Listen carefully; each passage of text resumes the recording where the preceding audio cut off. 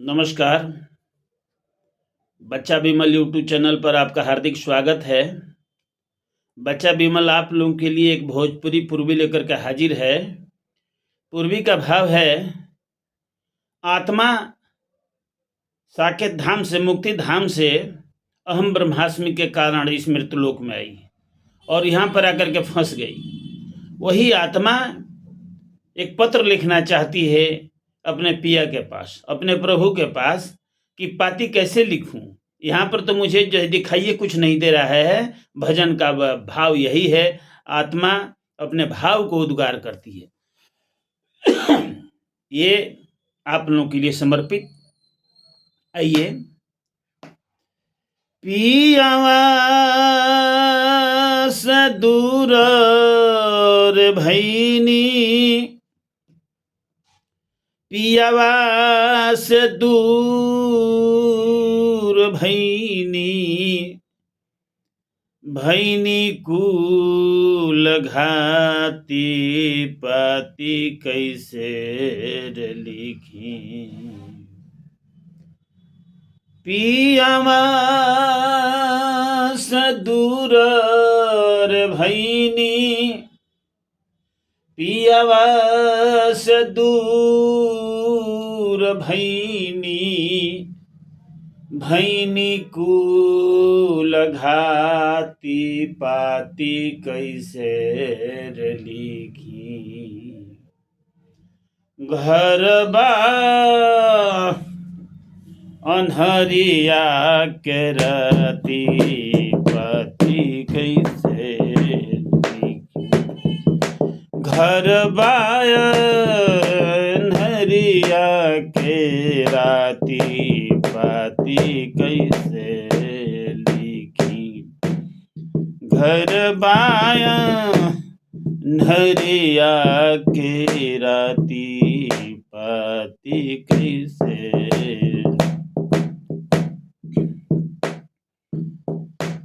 नहीं बाटे तेल नहीं दिया नाम बाती है। नहीं बाट तेल नहीं दिया नाम बाती, सभे लोगवा भरल बाटे कोई नहीं खे साथी, कोई नहीं खे साथी, कोई नहीं खे।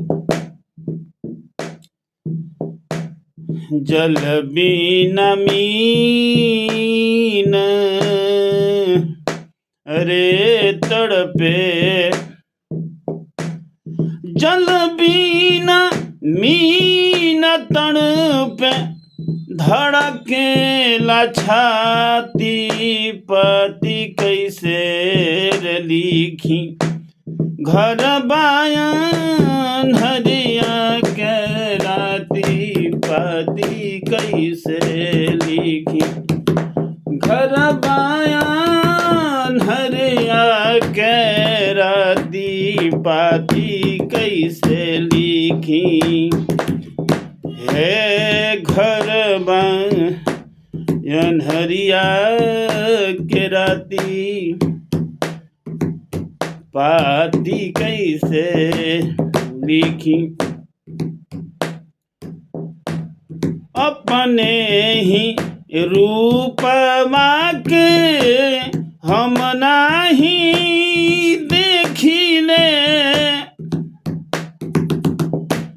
कोई अभिमान चुकवा बार बार चेतिले, बार बार सोचिले।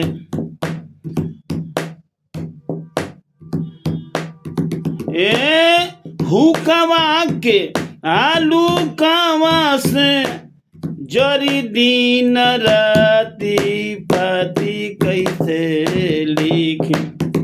घर बायनहरिया के राती पाती कैसे लिखी। पियामा से दूर भैनी, पियवा से दूर भैनी, भैनी कुल घाती पाती कैसे लिखी, घर बाया नदिया के राती पाती कैसे लिखी। आत्मा कह रही है कोई भी हमको वहां का पता बता दे, मैं पता तो भूल गई हूँ। पियवा के पता कोई हमके बताई दे,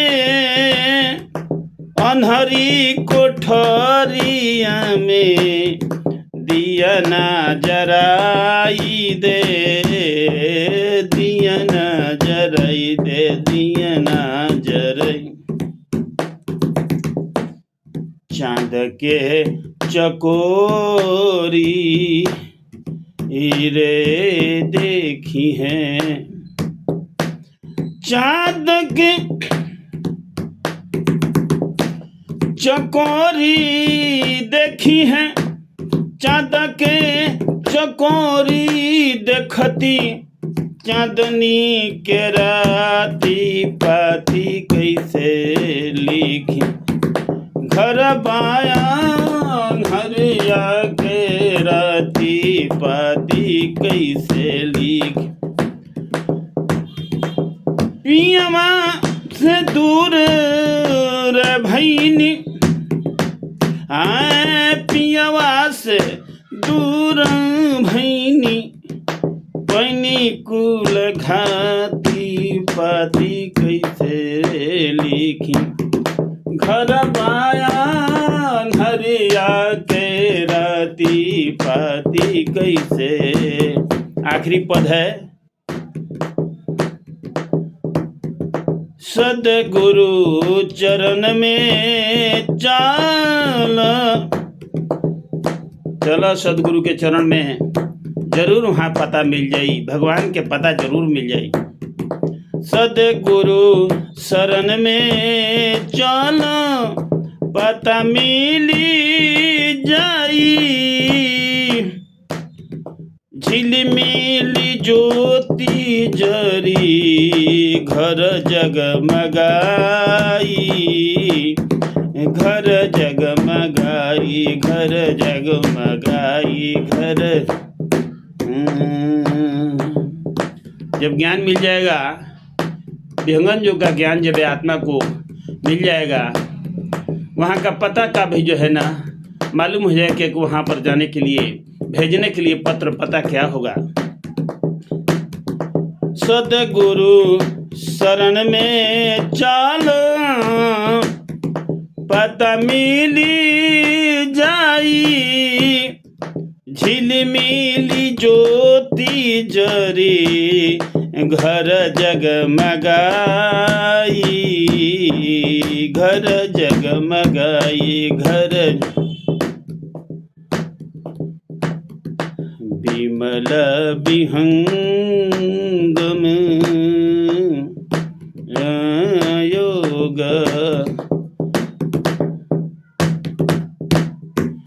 विमल विहंगम योग, देख अपना साथी पाती कैसे रे लिखी। विमल विहंगम योग, विमला विहंगम योग, देखी है अपना साथी पाती कैसे लिखी। घर माया हरिया के राती पाती कैसे। प्रभु जी से दूर भैनी, प्रभु जी से दूर भैनी, भैनी कुल घाती पाती कैसे। घर बा अनहरिया के राती पाती कैसे लिखी। प्रेम से बोलिए सद्गुरुदेव भगवान की जय। प्रिय दर्शकों, अपना प्रेम बच्चा को भेंट कीजिएगा। नमस्कार।